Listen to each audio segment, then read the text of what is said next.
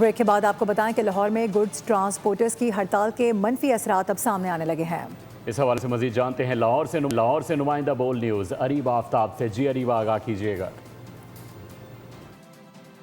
बिल्कुल, शहर लाहौर में गुड्स की हड़ताल के सबब जो है वो फलों और सब्जियों की कीमतों में जो है वो नुमाया इजाफा देखने में आ रहा है और बैरून शहर से आने वाली तरसीलात मुतासिर होने से मंडियों से लेकर गली मोहल्लों में मौजूद दुकानों पर भी फलों और सब्जियों की कीमतों में जो है वो नुमाया इजाफा देखने में आ रहा है।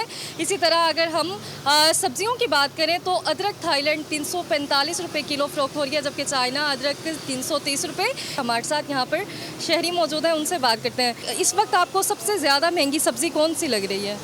इससे वक्त बेटा सबसे ज़्यादा जो रोज़मर्रा में इस्तेमाल होने वाले टमाटर वगैरह हैं वो 300 रुपये किलो मिल रहे हैं। छोटी दुकानों में 400-500 मिल रहे हैं।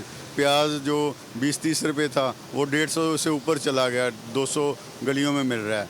तो ये ट्रांसपोर्ट की वजह से गरीब आदमी के लिए ख़रीदो फरोख्त करना बहुत मुश्किल की क्या नामुमकिन है। हाँ जी बिल्कुल, जैसा कि आपने जाना कि हड़ताल के ख़त्म और तरसीलात की बहाली के बावजूद जो है फलों और सब्जियों की कीमतों में जो है वो इजाफा बरकरार है और जिसका असर जो है वो बराह रास्त शहरियों की जेब पर पड़ रहा है और शहरियों की यही दुहाई है। ठीक है, अरीबा इस हवाले से आगाह कर रही हैं, आपका बेहद शुक्रिया।